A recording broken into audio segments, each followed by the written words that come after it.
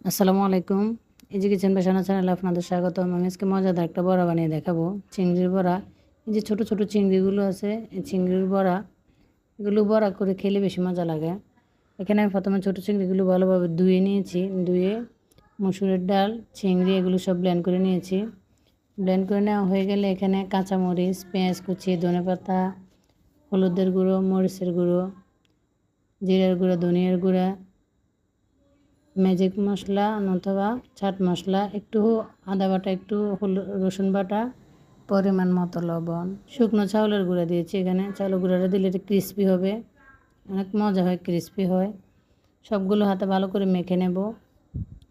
হাত দিয়ে ভালোভাবে মেখে মিশিয়ে নেব। যে দেখেন মিশিয়ে নিয়েছি। জালটা পরিমাণ মতো আপনারা চাইলে আর একটু বাড়িয়ে দিতে পারেন। তারপর এখানে আমি অল্প করে তেল দিয়েছি। বেশি তেল দিয়ে ডুবো তেলে ভাজলে তেল বেশি চুপসে